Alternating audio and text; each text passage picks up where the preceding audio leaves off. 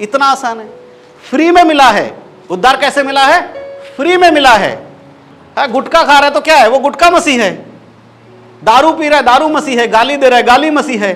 चोरी कर रहा है, चोरी मसीह है। भाई वो भी तो जुड़ रहा है ना, ये मसीह, वो मसीह, फलाना मसीह, ये मसीह, उसका मसीह, किसका मसीह, ठीक है।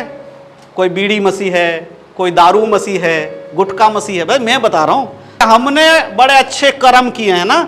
मेरे पापा पास्टर थे, इसीलिए मेरा उद्धार हुआ है।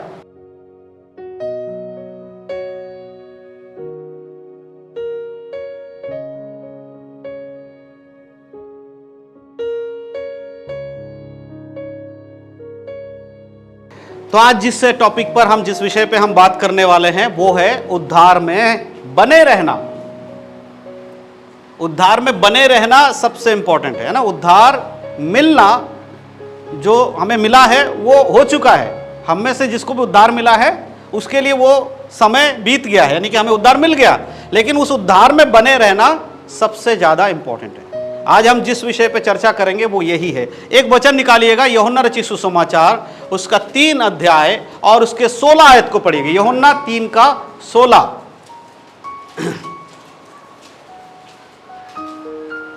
उनकी परमेश्वर ने जगत से ऐसे प्रेम रखा, हाँ, कि उसने अपने एकलौता पुत्र दे दिया, हाँ, ताकि जो कोई उस पर विश्वास करे, हाँ, वह नष्ट ना हो, परंतु अनंत जीवन पाए। ओके।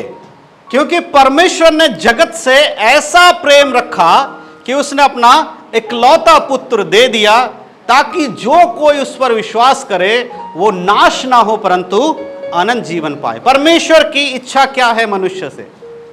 परमेश्वर की इच्छा जो पहले आदम के साथ थी वो क्या थी? कि आदम फले फूले और पृथ्वी पर भर जाए। यह परमेश्वर की इच्छा थी। आदम को और हव्वा को बनाकर प्रभु ने उन्हें क्या किया? आशीष दिया और कहा फलो फूलो और भर जाओ। लेकिन उनकी इच्छा को मनुष्य ने पूरा नहीं किया। उन्होंने बिगाड़ दिया, पृथ्वी के ढांचे को बिगाड़ दिया, परमेश्वर की योजना को बिगाड़ दिया। लेकिन अब नए नियम में यहां पर यीशु मसीह के द्वारा परमेश्वर अपनी इच्छा क्या प्रकट कर रहे हैं? कि अब परमेश्वर की इच्छा क्या है? कि जो कोई यीशु पर विश्वास करे वो नाश नहीं हो परंतु अनंत जीवन पाए। हालेलुया। परमेश्वर के काम को नाश की ओर ले जाने वाले कौन थे? मनुष्य थे। इसीलिए परमेश्वर ने उनके लिए एक और नियम, एक और रास्ता निकाला। वो रास्ता क्या है? कि यीशु मसीह पे जो विश्वास करे वो नाश ना हो परंतु अनंत जीवन पाए। हालेलुया। तो परमेश्वर की सबसे पहली चीज क्या हमें समझनी है? कि प्रभु ने जगत से ऐसा प्रेम किया। लिखा है ऐसा? ऐसा प्रेम किया? नहीं लिखा है। देखो पढ़ो ढंग से, क्या लिखा है? परमेश्वर ने जगत से ऐसा प्रेम रखा है। उसने तुरंत नहीं किया है कि उनको याद आया कि भाई यीशु मसीह को मैंने भेजा, अब यीशु, अब जो विश्वास करेगा वो उद्धार पाएगा। बट वो पहले से ही मनुष्यों से प्रेम करता था, इस जगत से वो प्रेम करता था। जब परमेश्वर ने सृष्टि की रचना किया, हर बात में हर दिन प्रभु ने क्या कहा? अच्छा है। कहा एक जगह भी ये बुरा है। एक जगह पर परमेश्वर अपनी सृष्टि को देखकर थोड़े उदास हो जाते हैं। कौन सी जगह है? कितने लोगों को पता है कि परमेश्वर अपने बनाई हुई चीजों को देखकर दुखी होते हैं? उत्पत्ति में परमेश्वर ने आकाश और पृथ्वी को बनाया, क्या कहा? अच्छा है। चांद और सूरज को बनाया, क्या कहा? अच्छा है। मछलियों को बनाया, सारे जानवरों को बनाया, बोला अच्छा है। लेकिन एक जगह परमेश्वर इन सबको देखकर दुखी होता है। उसे दुख होता है कि क्या ये क्या चीज था और अब क्या हो रहा है। वो क्या है? जब मनुष्य पाप कर रहा था, नूह के समय में, जल प्रलय के समय में, परमेश्वर कहता है मैं मनुष्य को बनाकर दुखी हुआ हूं। बट परमेश्वर दुखी हुआ उनके चाल चलनों से, उनके तरीकों से परमेश्वर दुखी हो गया। आज परमेश्वर ने उसी मनुष्य को उद्धार देने के लिए एक मार्ग निकाला। वो क्या है? जो कोई प्रभु यीशु मसीह पर विश्वास करेगा वो नाश नहीं होगा परंतु अनंत जीवन पाएगा। हालेलुया। सृष्टि को नाश करने के लिए किसने शुरुआत किया? मनुष्य ने। शैतान ने उनको उकसाया और मनुष्य ने परमेश्वर की योजना को भ्रष्ट कर दिया। लेकिन प्रभु का नियम नहीं बदला। परमेश्वर ने जो वायदा पहले किया था वो निभाता और कहता है अब मैं तुम्हें एक उद्धारकर्ता दे रहा हूं, जो उस पर विश्वास करेगा वो नाश नहीं होगा परंतु अनंत जीवन पाएगा। इसीलिए कहा 3:16 में, क्योंकि परमेश्वर ने जगत से ऐसा प्रेम रखा कि उसने अपना इकलौता पुत्र दे दिया ताकि जो कोई उस पर विश्वास करे वो नाश ना हो परंतु अनंत जीवन पाए। हालेलुया। हम में से सबने इस वचन पर विश्वास किया। यूहन्ना 3:16 हम में से सबने विश्वास किया। आपने माना कि यीशु मसीह पे विश्वास करने वाला नाश नहीं होगा परंतु अनंत जीवन पाएगा। मान लिया ना, तभी हम यहां बैठे हैं। नहीं माने होते तो हम में से कोई भी यहां नहीं होता। तो सबसे पहले हमारा बुनियादी विश्वास नए नियम के कलीसिया का क्या है? परमेश्वर के पुत्र पर विश्वास किया, इसीलिए हमारा उद्धार हुआ। और यही है, यही विश्वासियों की शुरुआत है। जो कोई यीशु पर विश्वास करेगा वो ही उद्धार पाएगा। जो यीशु पर विश्वास नहीं करेगा उसका उद्धार नहीं हो सकता। बिना यीशु को ग्रहण करे कोई भी स्वर्ग में नहीं जा सकता। क्यों नहीं जा सकता? क्योंकि स्वयं यीशु कहते हैं मार्ग, सत्य और जीवन मैं ही हूं, कोई भी मेरे बिना पिता तक नहीं पहुंच सकता। भजन संहिता 23 में क्या पढ़ा? मैं उसके धाम में सर्वदा वास करूंगा। कैसे वास करोगे भाई? बिना यीशु के वास हो सकता है क्या? यीशु के बिना सदा क्या कभी नहीं जा सकते। सदा की तो बात ही छोड़ दो। तो सदा जाने के लिए क्या करना पड़ेगा? उसके पुत्र पर विश्वास करना पड़ेगा। जो उसके पुत्र पर विश्वास करेगा वो नाश नहीं होगा परंतु अनंत जीवन पाएगा। प्रेरितों के काम उसका 16 अध्याय 31 पढ़िएगा। प्रेरितों के काम एक्ट्स 16 और 31। उन्होंने कहा तू यीशु मसीह पर विश्वास कर, तू और तेरा घराना उद्धार पाएगा। कैसे उद्धार पाएगा?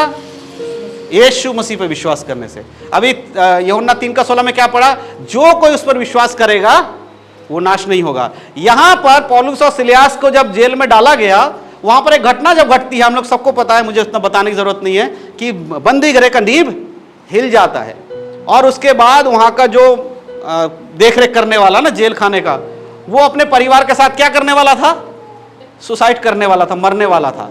लेकिन यहां पर वो उसको बताया जा रहा है तुझे घबराने की जरूरत नहीं, लेकिन तुझे करना क्या है? यदि तू और तेरा घराना परमेश्वर पे यानी कि यीशु मसीह पे विश्वास करेगा तो उद्धार पाएगा। तो विश्वास के बुनियादी शिक्षा क्या है? यीशु मसीह। अगर किसी ने यीशु पे विश्वास नहीं किया तो उसका उद्धार हो सकता है? नहीं हो सकता है। अभी मैं आपको दिखा रहा हूं कि विश्वास कैसे करना है यीशु पे। निकालिए इफिसियों की पत्री उसका 2 अध्याय और 8 और 9। Ephesians 2 verse 8-9। क्योंकि विश्वास के द्वारा हाँ अनुग्रह ही से तुम्हारा उद्धार हुआ है। हाँ और यह ही तुम्हारी ओर से नहीं, हाँ वरन परमेश्वर का दान है। हाँ और ना कर्मों के कारण। हाँ, ऐसा ना हो कि कोई घमंड करे। ओके। विश्वास के द्वारा ही, किसके द्वारा? विश्वास के द्वारा ही तुम्हारा उद्धार हुआ है। और क्यों उद्धार ऐसा है? तुम्हारी ओर से नहीं वरन परमेश्वर का दान है। बहुत सारे लोगों को लगता है कि हमने बड़े अच्छे कर्म किए हैं ना, मेरे पापा पास्टर थे इसीलिए मेरा उद्धार हुआ है। ऐसा पॉसिबल है? कोई इसमें कोई भी मैच करने वाली बात नहीं है। नहीं है, पॉसिबल नहीं है। एक व्यक्ति के पिता विश्वासी है तो उसका बेटे का उद्धार नहीं हो सकता जब तक कि वो बेटा यीशु मसीह को उद्धारकर्ता के रूप में ना ग्रहण करे। इसीलिए तो पौलुस वहां कह रहे तू और तेरा घराना। हर व्यक्ति का व्यक्तिगत रूप से प्रभु पर विश्वास करना जरूरी है। जब तक आप यीशु मसीह को खुद व्यक्तिगत रूप से ग्रहण नहीं करते तब तक आपका उद्धार नहीं हो सकता। जैसे कि अब ये बच्चे बैठे हुए हैं, ये सब बॉर्न क्रिश्चियन है ना, ये सब बॉर्न क्रिश्चियन है। हम नहीं है, हमने तो उद्धार पाया है। हमारे परिवार में मेरे माता पिता नहीं थे, बट इनके माता पिता विश्वासी हैं। तो क्या ये स्वर्ग चले जाएंगे? नहीं जाएंगे। अभी की बात नहीं कर रहा हूं, ये बड़े होंगे। अभी तो बच्चे तो अगर यीशु का आगमन अभी हो जाता तो हम जाएंगे नहीं जाएंगे वो तो बात की बात है, ये तुरंत चले जाएंगे, ये इमीडिएटली स्वर्ग में होंगे। लेकिन जिस समय इनका बोध आएगा, इनका बुद्धि खुलेगा, इनको सच्चाई पता चलेगा, भले और बुरे के चीजों का ये फर्क कर पाएंगे, उस समय क्या होगा? इनको उद्धार की जरूरत पड़ेगी। यीशु मसीह को अपना अंगीकार करना ही होगा, तभी इनका उद्धार हो पाएगा। हालेलुया। समझ में आ रहा आप लोगों को?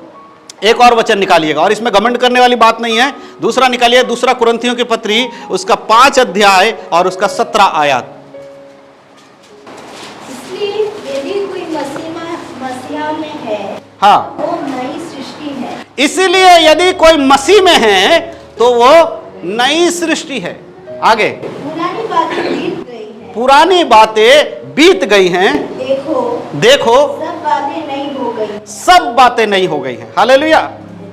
एक व्यक्ति का उद्धार कैसे हुआ? यीशु मसीह को उद्धारकर्ता ग्रहण करने के बाद।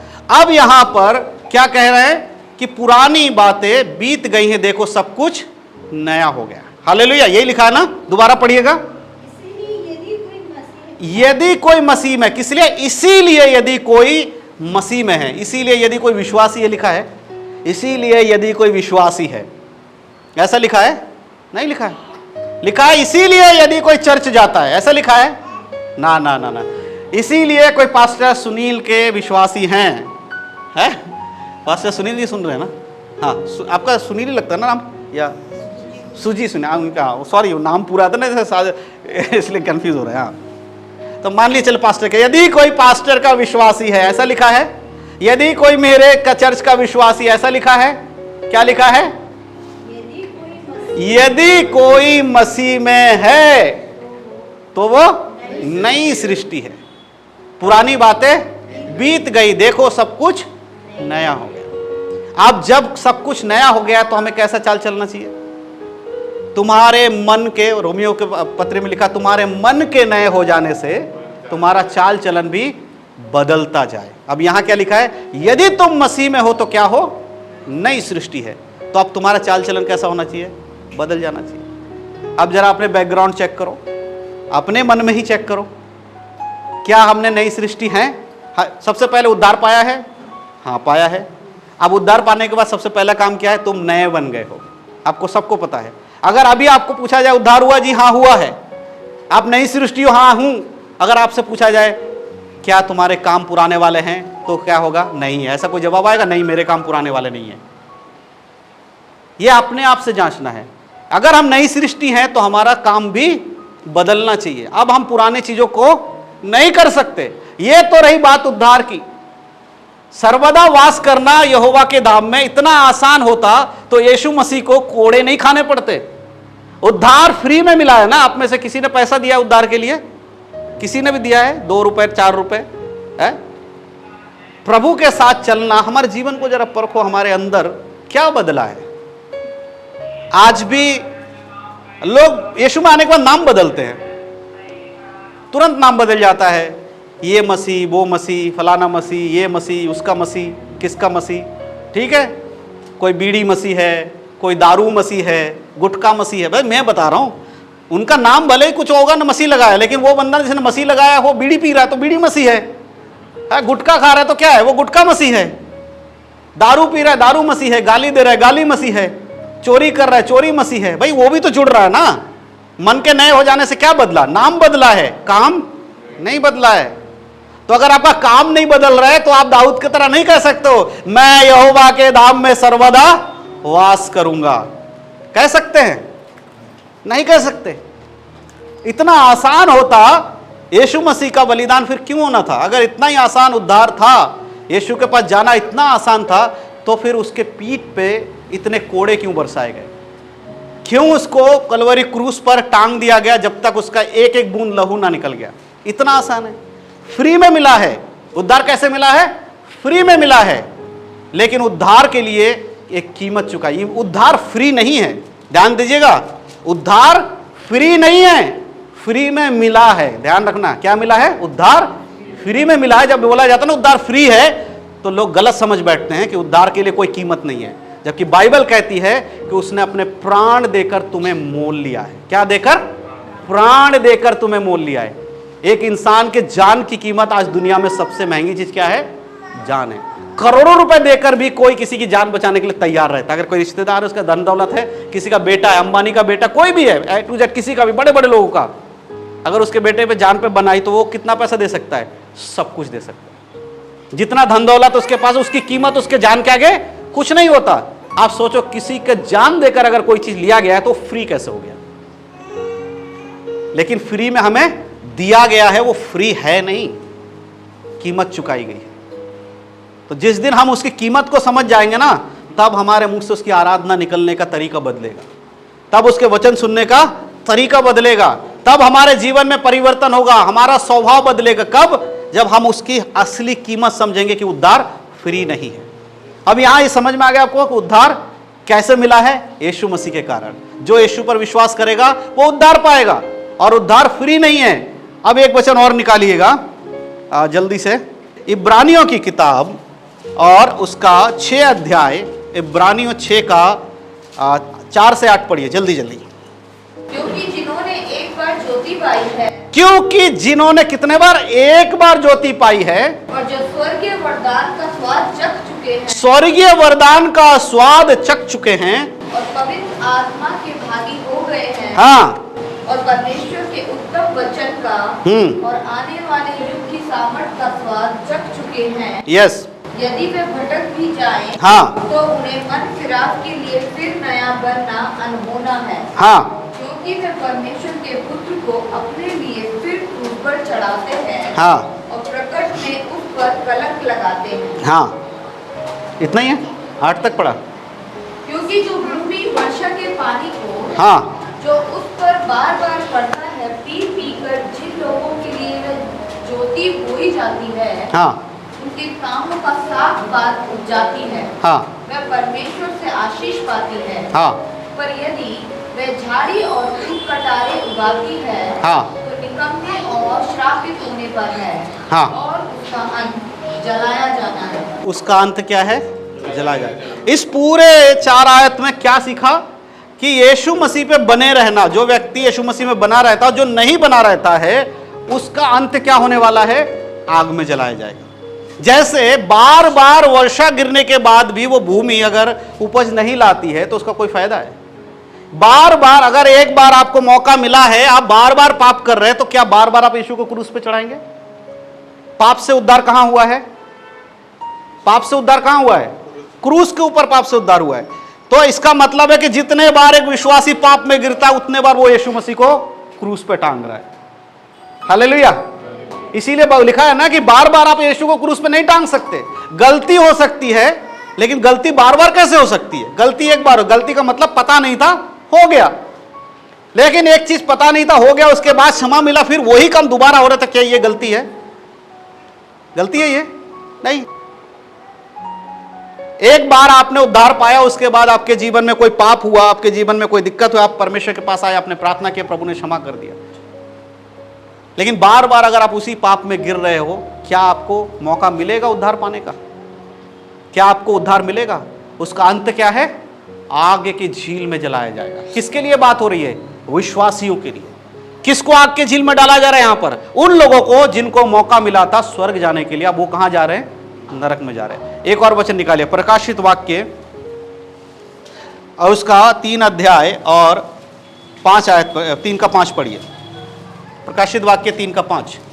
जो जय पाए, जो जय पाए उसे इसी प्रकार श्वेत वस्त्र पहनाया जाएगा, श्वेत वस्त्र पहनाया जाएगा, और मैं उसका नाम जीवन की पुस्तक से किसी रीति से ना काटूंगा। किसके पुस्तक से? जीवन की पुस्तक। और जीवन की पुस्तक में नाम किसका है? उद्धार पाए हुए व्यक्ति का। तो इसका मतलब अगर किसी ने अगर आपको कभी शिक्षा दे या कोई बोले कि एक बार उद्धार पालो, दोबारा आपका उद्धार नहीं खोया जाएगा, तो इस वचन को दिखा के पूछना फिर इसमें से किसका नाम कट रहा है, फिर ये कौन सा किताब है? अगर एक बार किसी का उद्धार हो गया और वो स्वर्ग जाना कंफर्म है, कभी आपका नरक नहीं भेजा जाएगा, तो भाई यहां नाम किसका कट रहा है? अन्य जातियों का नाम जीवन की पुस्तक में नहीं है। किसका नाम है? विश्वासियों का नाम है। और यहां पर कट रहा है, क्या लिखा है? जो जय पाए उसे क्या दिया जाएगा? अनंत काल का जीवन। श्वेत वस्त्र मतलब स्वर्गलोक का जीवन। लेकिन जो पाप में गिरेगा उसका क्या होगा? जीवन के पुस्तक में से नाम काट दिया जाएगा। एक और वचन निकालिएगा, निर्गमन की किताब। बहुत आसानी से मैं आपको चीजों को समझा रहा हूं। निर्गमन की किताब और उसका 32। निर्गमन को इंग्लिश में क्या बोलेंगे?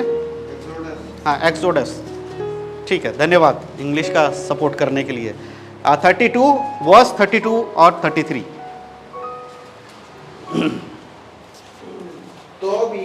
तो भी अब तू उनका पाप क्षमा कर, अब तू उनका पाप क्षमा कर, नहीं तो अपनी लिखी हुई पुस्तक से मेरा नाम काट दे। किस में से काट दो भाई? अपनी लिखी हुई पुस्तक में से मेरा नाम काट दो। ये कौन कह रहा है? ये मूसा कह रहा है। किसको कह रहा है? परमेश्वर को। और क्या कह रहा है परमेश्वर? मेरा नाम अपनी किताब में से काट दे। तो इसका मतलब नाम कटने का हो सकता है ना? कटेगा नाम? तो उद्धार पाने के बाद आप स्वर्ग जाओगे, ये कंफर्मेशन नहीं है। लेकिन नाम कट सकता है, तो हमें क्या करना पड़ेगा, उसमें बने रहना जरूरी है। अब मूसा ने यहां पर क्या क्यों किया, ये सब घटना आपको पता है। जब मूसा ऊपर पर्वत पे था, परमेश्वर से बातचीत कर रहा था, तो नीचे कुछ और चल रहा था। क्या चल रहा था? वहां एक नए परमेश्वर की सृजन हो रहा था, एक नया परमेश्वर बनाया जा रहा था। उसके बाद मूसा नीचे आता है, गुस्से में होता है, क्रोध में होता है, जो परमेश्वर ने तख्ती दिया उसको तोड़ देता है। तोड़ के फिर जाकर उनको समझाता है, अलग करता है, उनको सजा देता है। उसके बाद फिर परमेश्वर के पास पहुंचता है और प्रभु के सामने जाकर उन्हीं के लिए गिड़गिड़ा रहा होता है। वहीं पर एक व्यक्ति, वहां पर एक ही कुल के लोग हैं जिसके बारे में लिखा है, जो मूसा के पक्ष में आके खड़े हो गए थे। कौन थे? लेवी। जब गोत्र पूछा गया तो लेवी वाले सारे किधर आ गए थे? मूसा की तरफ। और वचन बताता है लेवियों को परमेश्वर ने अपना हक दिया था। जब उनके पास कुछ नहीं था तो क्या था? परमेश्वर ने कहा मैं तुम्हारा स्वयं, मैं तुम्हारा भाग हूं। हालेलुया। और यहां पर मूसा कहता है अपनी पुस्तक में से मेरा नाम काट दे अगर तू मेरी प्रार्थना को नहीं सुनता है। तो इसका मतलब उद्धार में से भी आपको नाम काटा जा सकता है। उद्धार परमानेंट है, लेकिन उस परमानेंट के व्यक्ति तभी रह सकता जब उसमें बना हुआ है। उद्धार खत्म नहीं हो रहा है, लेकिन उद्धार पाया हुआ व्यक्ति का उद्धार छीना जा सकता है। एक और वचन निकालिए, प्रकाशित वाक्य 20 अध्याय 12 आयत। बहुत वचन है बाइबल के अंदर जो बताती है कि हमारा उद्धार खतरे में है, खतरे में है। हालेलुया, पढ़िए। फिर मैंने छोटे बड़े सब मरे हुओं को सिंहासन के सामने खड़े हुए देखा, सिंहासन के सामने खड़े हुए देखा, और पुस्तकें खोली गई, और फिर एक और पुस्तक खोली गई, अर्थात जीवन की पुस्तक। और जैसा उन पुस्तकों में लिखा हुआ था, और जैसा कि उन पुस्तकों में लिखा हुआ था, उनके कामों के अनुसार मरे हुओं का न्याय किया गया। उनके कामों के अनुसार मरे हुआ का न्याय किया गया। यहाँ पर एक पुस्तक का नाम लिखा गया। कौन सी पुस्तक है? जीवन की पुस्तक। जिस किसी का नाम उस जीवन की पुस्तक में नहीं मिलेगा, वो कभी जीवन में जा ही नहीं सकता। अनंत जीवन में जाने के लिए आपका नाम उस पुस्तक में होना अनिवार्य है। वहां खड़े हुए जो लोग थे वो बहुत सारी पुस्तकों के लोग खड़े थे, लेकिन एक पुस्तक वहां कोड करके बताएगा, जीवन की पुस्तक भी था। क्या लिखा हुआ है? पुस्तक खोली गई, ऐसा नहीं लिखा है, बहुवचन है वहां, पुस्तकें खोली गई। और वहां सारे मरे हुए लोग, कितने मरे हुए लोग लिखे हैं?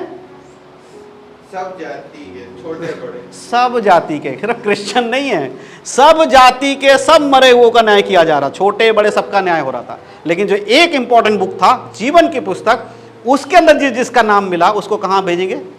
स्वर्ग में। अब हमारी कोशिश क्या होनी चाहिए? जो उद्धार हमें मिला है उसमें बने रहना इंपॉर्टेंट है। इसीलिए मैंने कहा सेवकाई कभी भी फर्स्ट नहीं रखना अपने जीवन में। पहला मुकाम सेवकाई नहीं है आपका। आपका पहला मुकाम है परमेश्वर के साथ एक व्यक्तिगत संबंध, प्रभु के साथ आपका एक मेल, आपके पत्नी पति के साथ मेल कितना है उससे बढ़कर आपका परमेश्वर के संग संबंध होना चाहिए।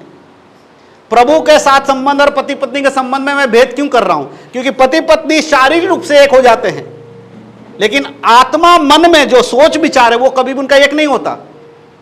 अगर पति कुछ सोच रहा है, पत्नी को पता लगेगा क्या सोच रहा है? नहीं पता चल सकता, कितना भी एक हो जाओ। बुद्धि में जो चल रहा है वो कभी उसको नहीं पता लगेगा। लेकिन परमेश्वर और आपका संबंध ऐसा होना चाहिए कि आप जो सोच रहे हो तो पता चल ही रहा है परमेश्वर को, लेकिन आपका भी संबंध परमेश्वर का ऐसा मजबूत हो कि प्रभु क्या आपके लिए सोचता वो आपको पता होना चाहिए। और ये होता है, ये होता है। प्रभु हमारे हृदय की बातों को जानते हैं। तो जब हम उससे अधिक संगति करेंगे, उसके संग रहेंगे, तो वो क्या चाहता है वो कौन बताएगा? परमेश्वर खुद हमें बताएगा। परमेश्वर का वचन हमें दिखाएगा, पवित्र आत्मा हमें बताएगा कि प्रभु की इच्छा क्या है। तो इसीलिए सबसे प्रथम क्या होना चाहिए? परमेश्वर के साथ आपका संबंध।